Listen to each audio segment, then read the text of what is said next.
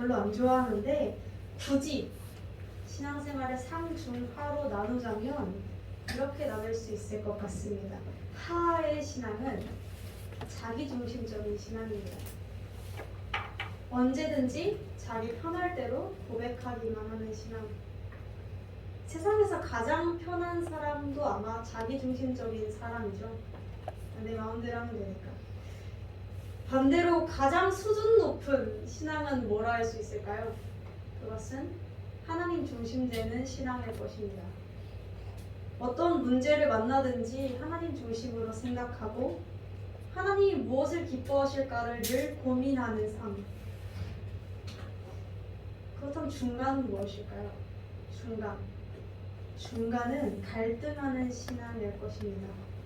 하나님의 뜻을 알면서도 이렇게 살아야 하는데 라고 생각하면서도 맞다 해볼까 하면 하고 쉽지 않은데 하면 조금 물러서고 그런 신앙이 중간 정도의 신앙이지 않을까라는 생각이 듭니다. 혹시 지금 우리의 신앙, 나의 신앙은 어디쯤 와 있는 것 같습니까?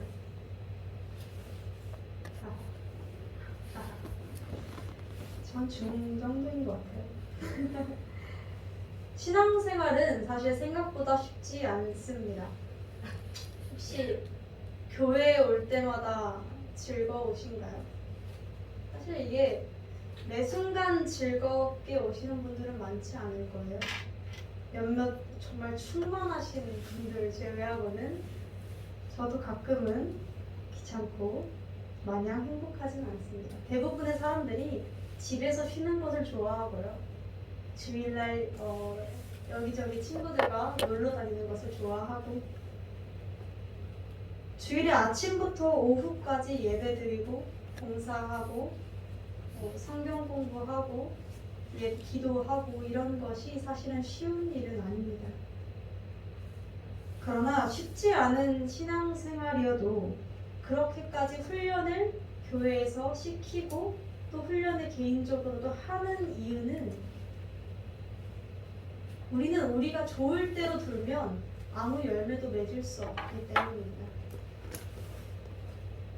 신앙이라는 것은 나를 하나님 편에 맞춰서 하나님을 내 편에 맞춰서가 아니라 나를 하나님 편에 맞춰서 하나님을 닮아가며 신앙의 맛을 배우는 것이 신앙의 생활이라 할 수 있습니다. 다시 말하면 교회에 와서 좋은 점은 편하고 마냥 행복하고가 아니라 어렵고 고되지만 주님께서 그 속에서 나와 함께 하시는 것을 맛보게 될 때 성경 읽기 싫지만 읽으면서 그 속에서 메시지를 찾아낼 때 기쁨이 일어나는 것인 줄로 믿습니다. 신앙은 그래서 하나님을 알아가는 과정이고 닮아가는 과정입니다. 그렇지 않으면 지극히 인간적이고 자기중심적 사고를 버릴 수가 없어요. 그런데 오늘 본문에서 요나는 바로 이 문제, 자기중심적인 신앙과 하나님 중심적인 신앙으로 가는 그 문제를 가지고 하나님과 수없이 싸우고 있습니다. 본문 4장 1절을 보면 이렇게 등장해요. 요나가 매우 싫어하고 노하여 개역 개정에는 성내다고 표현되어져 있는데 굉장히 화가 나 있어요. 왜 이렇게 화가 나 있을까요? 이 요나라는 사람.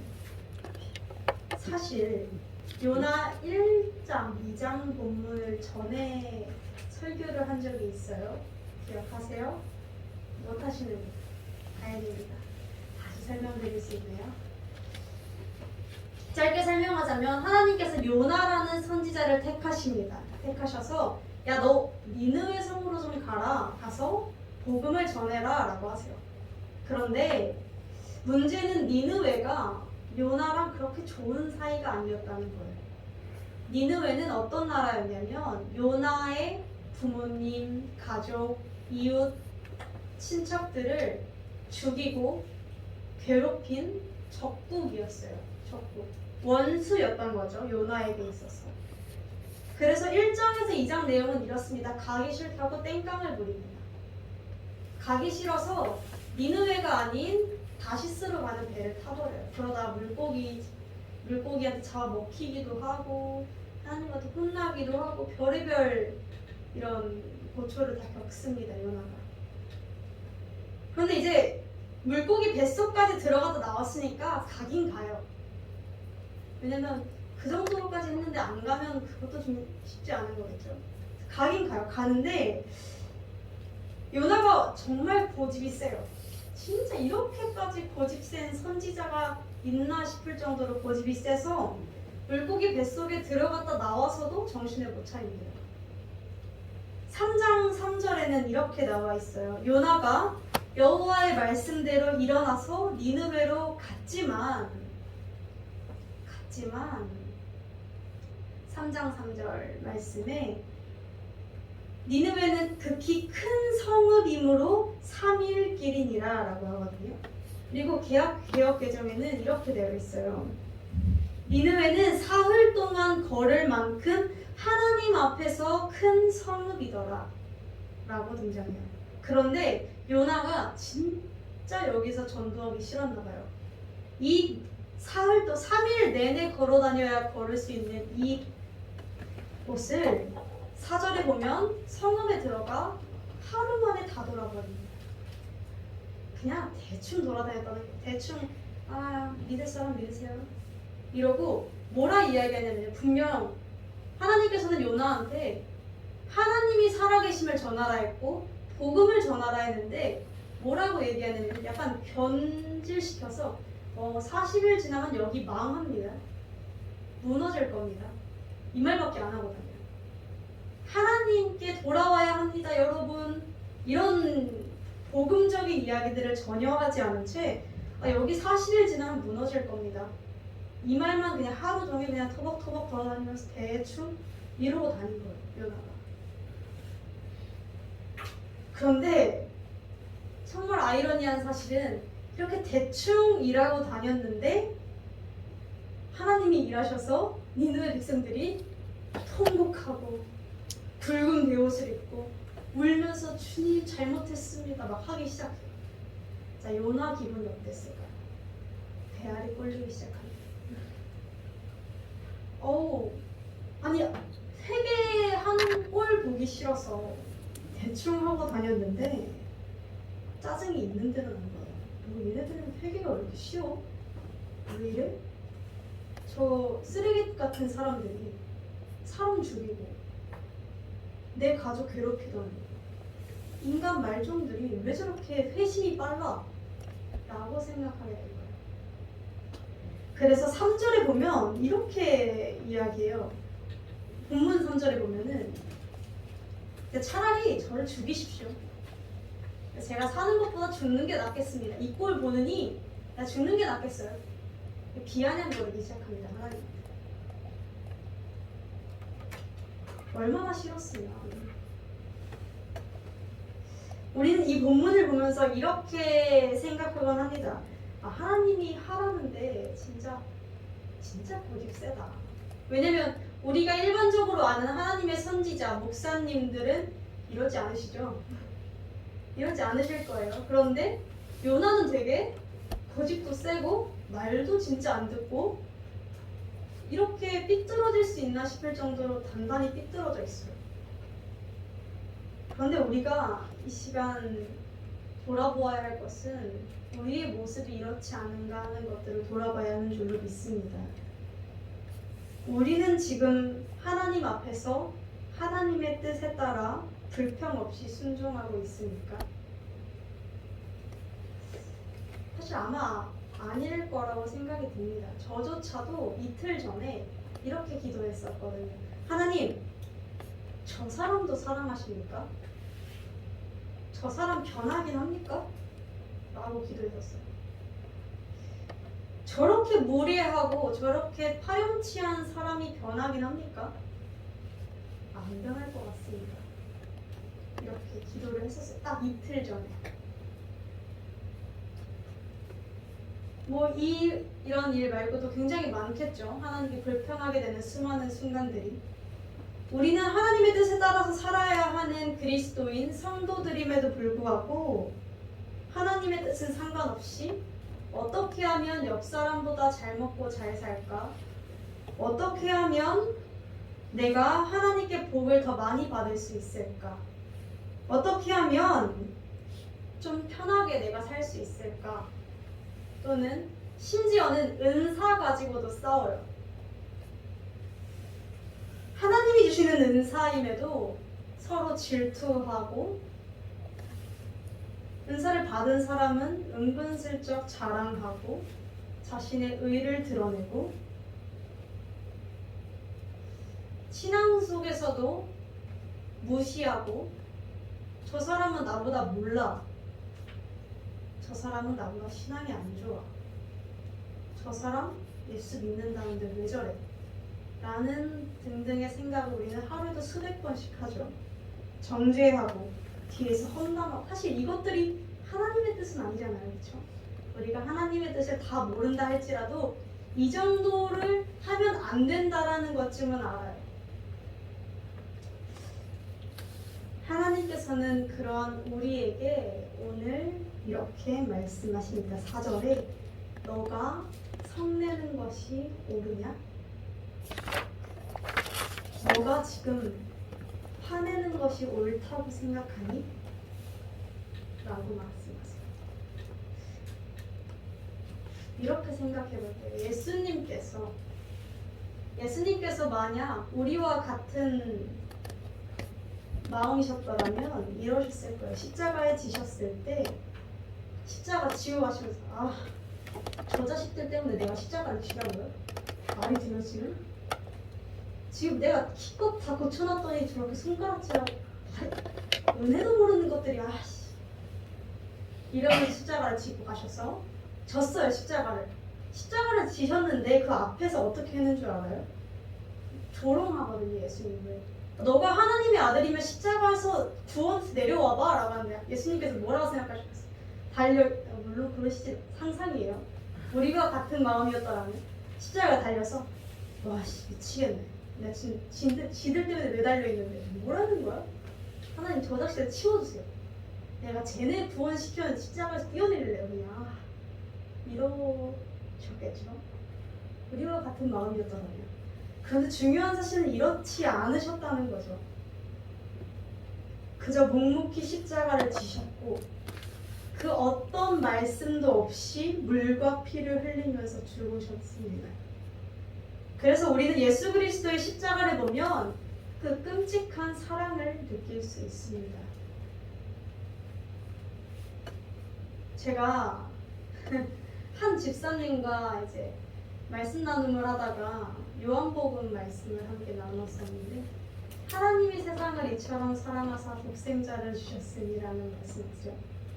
그 말씀을 언젠가 한번 같이 묵상한 적이 있어요. 그런데 저는 이제 자식이 없으니까 부모의 마음을 모르잖아요. 근데 그 집사님은 이러면 몇 분 안 남네요. 집사님이 결혼을 하셨고 부모의 마음을 아시거든요.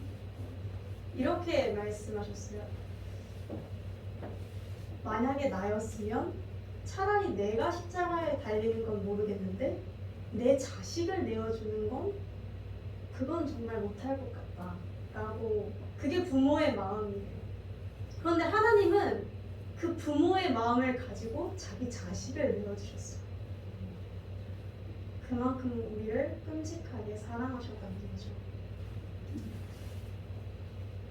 그렇다면 그 사랑을 받은 우리는 어떻게 살아야 합니까?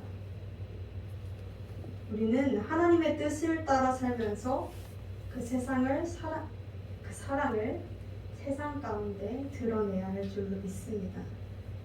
그래서 우리가 표적 그 자체가 되어야 합니다. 그런데 우리는 이때 요나가 되어버립니다.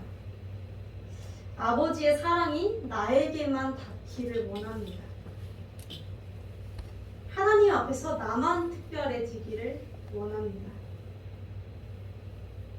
신앙이라는 것은 아버지의 마음을 따르는 것이 신앙입니다. 방언 유창하게 하는 게 신앙이 아니고요. 방언은 굉장히 부수적인 겁니다. 방언 못해도 천국 갈 수 있어요. 방언해도 지옥 갈 수 있어요. 은사 그렇게 중요하지 않을 수 있어요. 필요하시면 알아서 어련히 주세요. 사용해야 한다면 주세요. 그렇지 않으니까 안 주실 뿐, 그냥 그저 그럴 뿐이에요. 다만 우리가 그렇게 열심을 다하고 신앙에 목매다는 그 목적이 하나님의 뜻을 따라 사는 삶이 목적이 되어야 한다는 것입니다. 우리는 굉장히 요나적이에요. 어떠냐면 굉장히 싫어하고 성냅니다.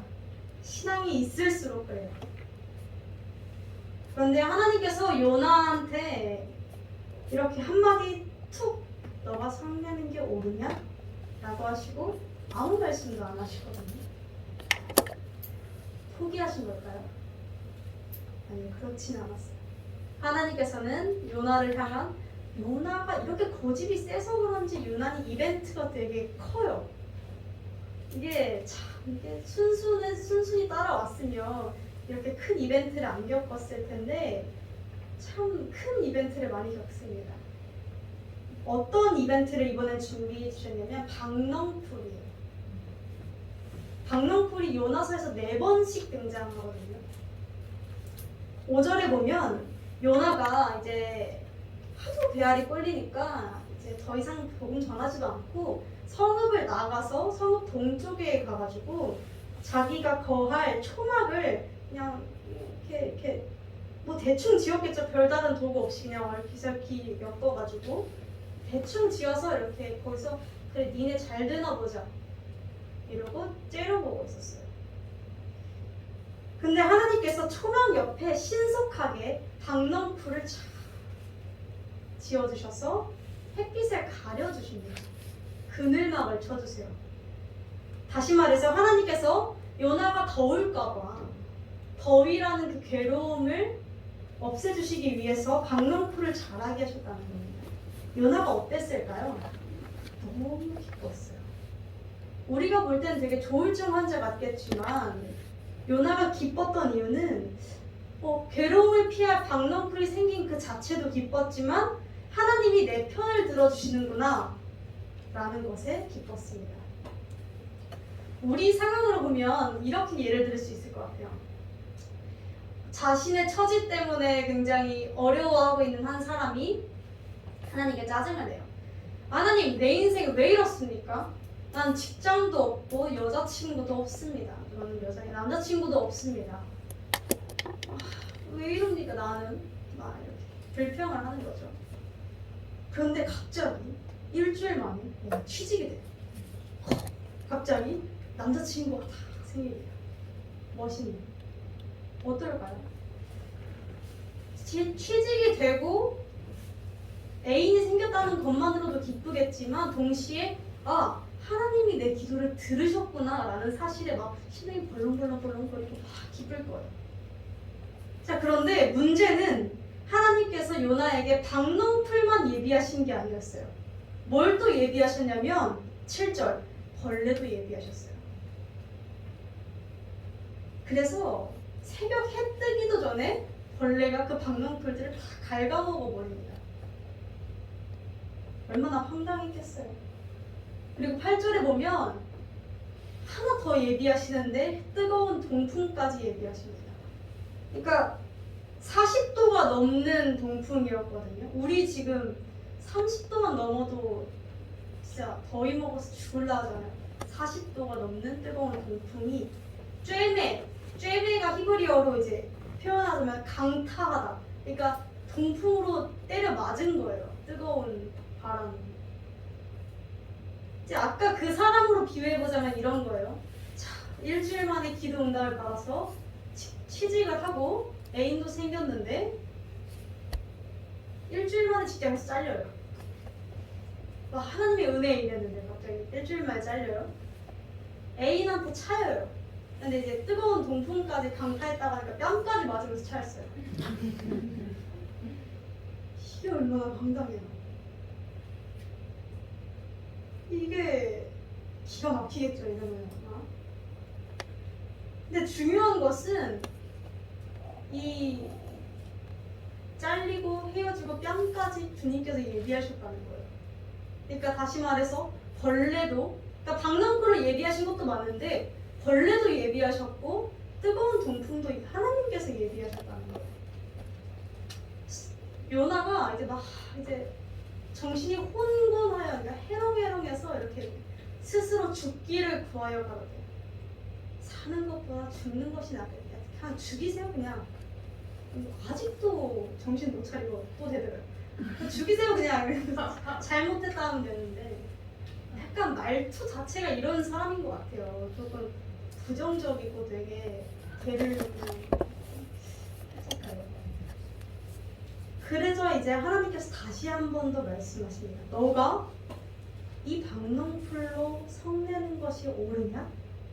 라고 똑같이 아까와 똑같이 말씀하세요. 근데 우리가 생각해보면 박넝쿨이 요나가 만든 건가요? 요나가 박넝쿨 이렇게 씨앗을 뿌려서 이렇게 자라게 해서 짠 하고 이것으로 내 더위를 피해야겠어 라고 했는데 하나님께서 채가신 건가요? 그렇지 않아요.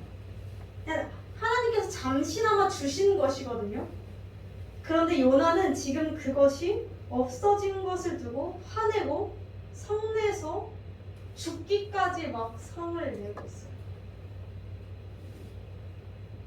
근데 우리도 생각해보면 우리도 만약에 아까 그 사람과 같은 상황에 처해졌다면 이럴 거예요. 하나님 할렐루야 했다가 뺨까지 맞으면 하나님 뭐야? 나한테 왜 이러지? 라는 마음이 들 거고 순식간에 하나님을 불의한 분으로 만들어버릴 거예요. 하나님께서는 박넝쿨, 벌레 세 가지를 예비하셨죠. 그런데 그 모든 것이 요나에게 다 기쁨이 되지는 않았어요. 그런데 우리는 생각해보면 우리에게 필요한 것을 주셔야만 굉장히 기뻐합니다. 그런데 하나님은 그렇게 하지 않으시죠. 오늘 요나처럼. 우리는 요나가 이방 니느웨를 벌해 주시고 심판해 주시기를 원했듯이 우리도 우리의 원수들이 망하길 바라고 내가 잘 되길 원하고 하나님께서 내 원수를 위해서 싸워주시기를 원하고 나는 선하니까 지켜주시기를 원하고 수없이 이런 생각을 갖지만 하나님은 지금 이방 니느웨와 싸우고 계신 것이 아니라 요나와 싸우고 계세요. 하나님은 내 원수와 싸워주시는 게 아니라 나와 싸우고 계시다는 거예요. 이상하죠? 난 하나님의 사랑하는 자녀인데 왜 나랑? 왜냐면 요나가 고집을 꺾지 않아서 그래요. 하나님 뜻대로 살지 않아서 그래요. 우리는 굉장히 착각해요. 내 옆사람이 안 변하고 세상이 안 변하고 내 가정이 안 변하고 그래서 내 인생이 힘들다고 생각해요. 이 사람들 때문에 내 인생이 괴롭다고 생각해요. 하나님이 은혜를 주셔서 상황과 환경만 변하고 저 사람이 조금만 더 나한테 자상하고 저 사람들이 나한테 조금만 더 잘해주면 내가 하나님 뜻을 따라 살 수 있을 거라고 생각해요. 그러나 하나님께서는 그렇지 않아 라고 단호하게 말씀하세요. 그리고 하나님은 지금 요나와 싸우듯 우리의 고집과 싸우고 계세요. 결국 하나님께서 말씀하시고자 하는 것은 문제는 너야, 너의 옆사람이 아니라 라고 말씀하고 계신 거예요. 우리가 바뀌지 않는 것이 문제입니다. 한 목사님 간증 중에 그게 있었어요. 한 자매가 저도 이런 말을 굉장히 많이 해서 굉장히 찔렸는데 이렇게 목사님 저는 기도하니까 제 언니가 진짜 사람이 별로거든요. 근데 저는 기도하잖아요. 예수 믿잖아요. 그러니까 잘 해줬어요. 용서해줬어요. 그런데 해줬더니 지가 잘난 줄 알고 더 기세등등해요. 이렇게 얘기했을 때 목사님이 뭐라고 하셨는지 아세요? 당연한 겁니다. 뭘 기대하셨습니까? 라고 이야기하면서 그분이 그래서 그럼 저 안 할래요. 그랬더니 이렇게 말씀하시더라고요.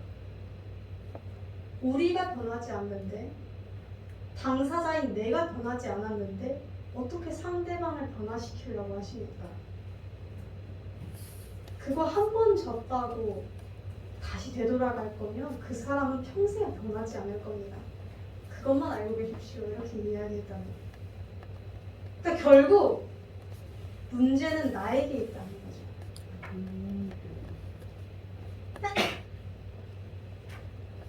하나님께서는 사랑과 은혜를 부어주시고 애써 우리를 만들어 가려고 하시는데 우리는 고집을 꺾지 않습니다. 자꾸 다른 얘기로 가는데 한 영화에서 제가 어제 명대사를 봤어요. 저 명대사 되게 좋아하거든요. 하나님께 용기를 달라고 구하면 질문이에요. 용기를 주실까요? 용기를 낼 수 있는 상황을 주실까요?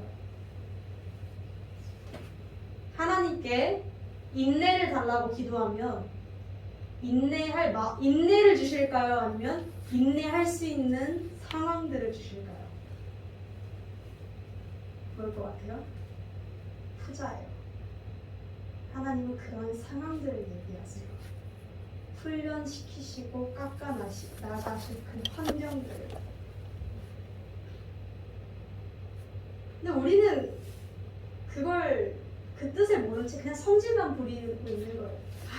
하기 싫은데 진짜. 근데 하나님 인내해 주세요.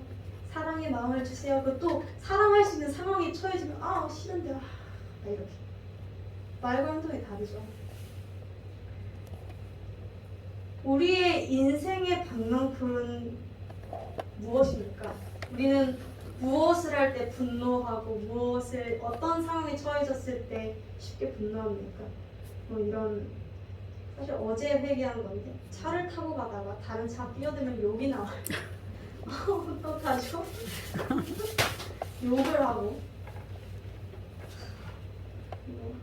진짜 많이 회개해야 돼. 진짜 운전하면서 욕이 났어요. 진짜 미칠 것 같아요. 이제 1년 됐는데 앞으로 어떡하죠 진짜로? 이게 쉽지가 않아요.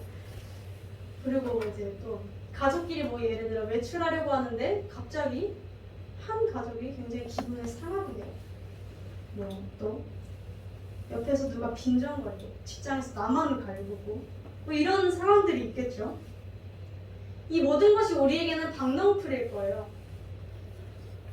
거슬리고 하나님께 성내게 되는 것. 어쩌면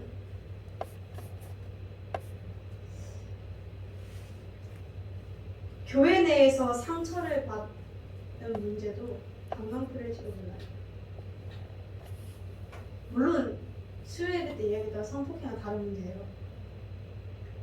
우리 소라사님이랑 잠깐 이야기했던 성폭행 문제는 다른 문제예요. 다른 문제지만 이야기하고자 하는 것은 이거예요. 나 상처받았어 라고 우리는 쉽게 이야기해요. 그런데 생각해보면 상처는 받기도 하고 주기도 합니다. 일방적이지 않아요. 마음이 아픈 것은 우리가 죄인이라서 이런 일은 천국 갈 때까지 반복되어질 것입니다.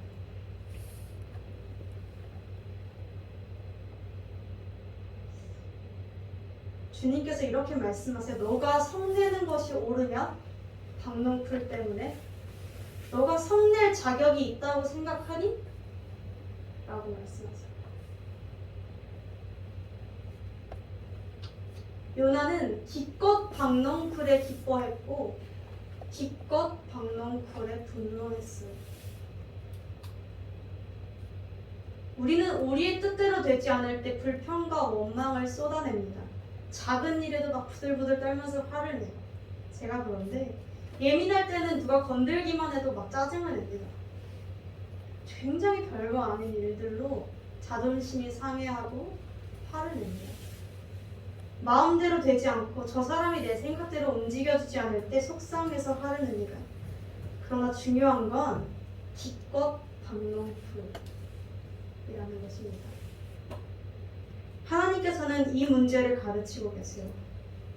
9절에서 우리가 알 수 있는 사실은 하나님이 옳다고 생각하시는 것과 요나가 옳다고 생각하는 게 완전히 다르다는 것이고, 10절에서 알 수 있는 것은 하나님이 아끼고 하나님이 사랑하시는 것과 요나가 사랑하는 게 다르다는 거예요. 충돌하고 있어요.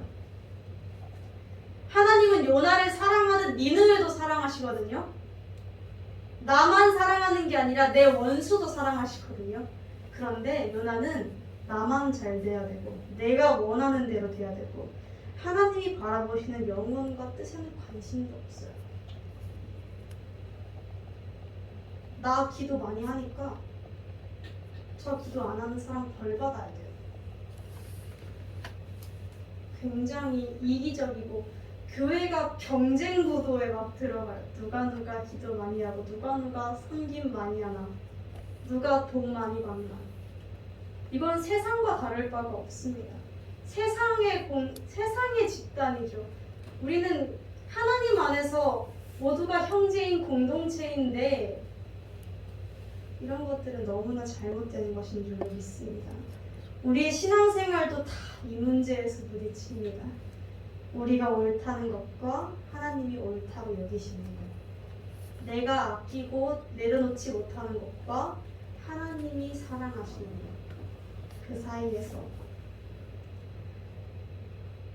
근데 사실 하나님께서 되게 쪽집게 강사처럼 그 상황마다 자 이땐 이렇게 하고 이땐 이렇게 하고 이렇게 알려주시지는 않아요. 왜 안 알려주시냐면 성경에 기껏 써놨는데도 우리가 그대로 안 하잖아요. 어차피 그 방법은 안 통한다는 걸 아세요. 알려줘봤자 안 할 것도 알고 뭐 이렇게 저렇게 해봤자 그렇게 안 살 것도 알아요. 그래서 하나님은 고난이라는 방법을 택하십니다. 어려움, 내 신경을 거슬리는 일들.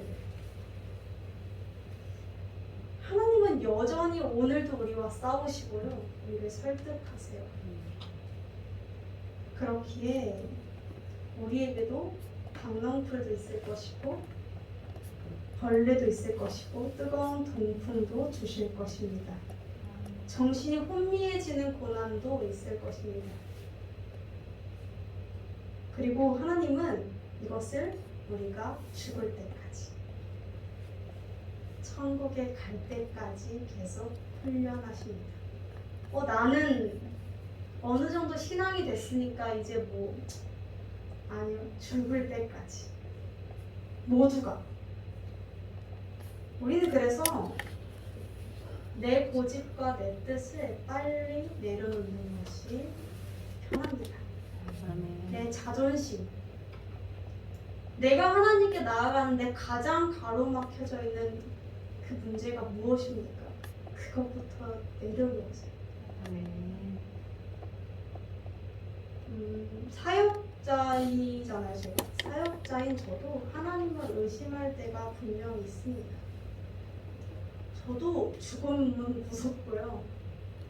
저도 저는 내일 남자는 천국에 가도 무섭지 않습니까? 이건 사실 좀 거짓말이거든요.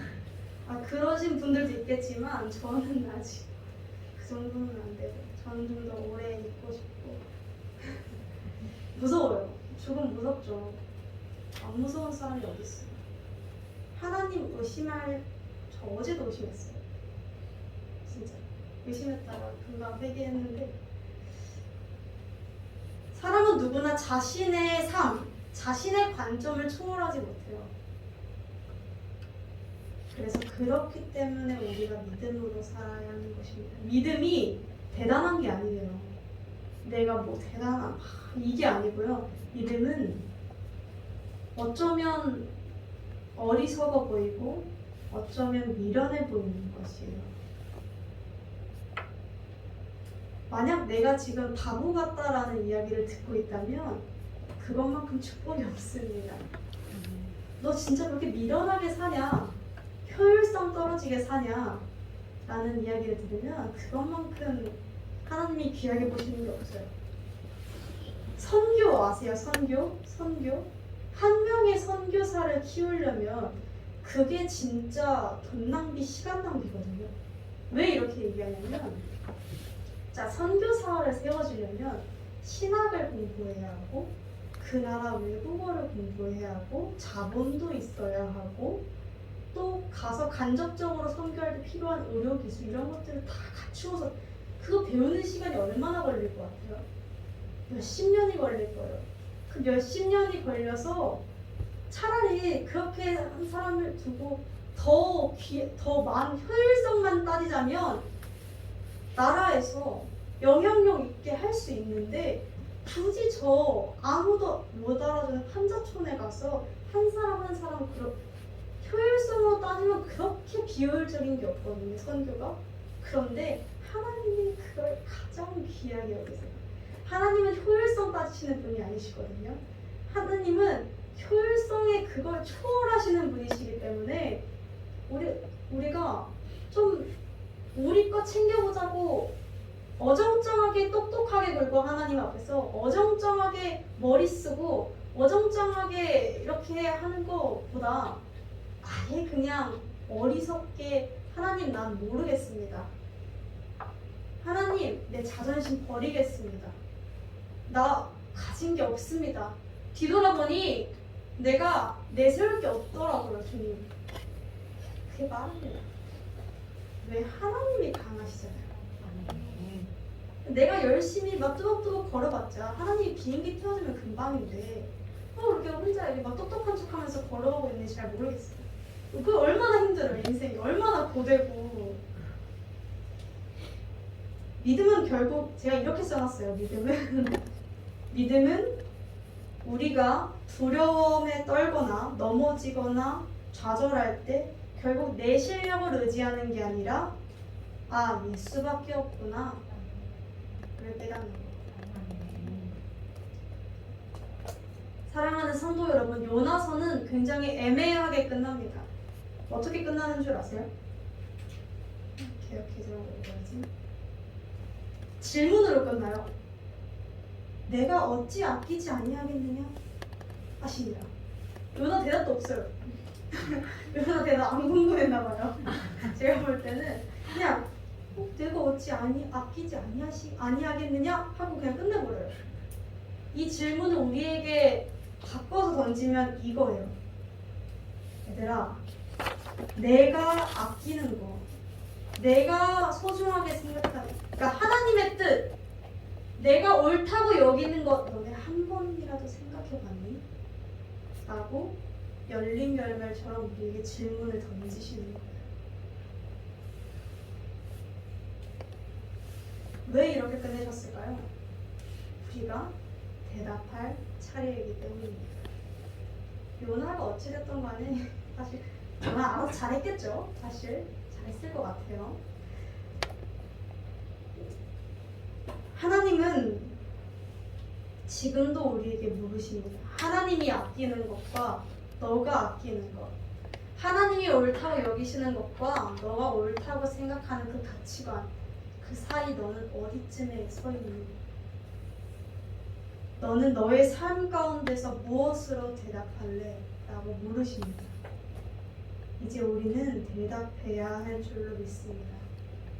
우리는 현대판 요나서를 살아가고 있습니다. 지금 내가 아끼는 것, 손에 쥐고 놓지 못하는, 다 다르겠죠? 저는 자존심이 좀 커요. 자존심, 하나님 앞에서 객기죠, 그냥. 자존심 또는 여러 관계들, 내가 놓지 못하는 내 미래의 꿈들, 사실 그것도 많았어요. 미래 이렇게 그려놓은 계획들 저도 은근 있거든요. 아무 생각 없이 살고 있다고 생각하시겠지만 그렇지 않아요. 여러 가지 것들이 사실 주님 앞에 서면 박넝쿨만도 못할지도 모릅니다. 이것이 아니면 안 된다는 그 박넝쿨이 실제로 주님 앞에 서면 아무것도 아니라는 거예요. 우리가 주님 앞에 답하기를 원합니다. 그리고 답은 하나예요. 주님, 당신이 아니면 안 됩니다. 주님이 내 전부 되소서. 그것이 유일한 답일 줄로 믿습니다. 아멘. 그런 고백의 삶이 저와 여러분의 인생이 되기를 원합니다. 아멘. 그래서 주님이 인정하시고 칭찬하시는 삶이 되기를 주님의 이름으로 소망합니다. 아멘.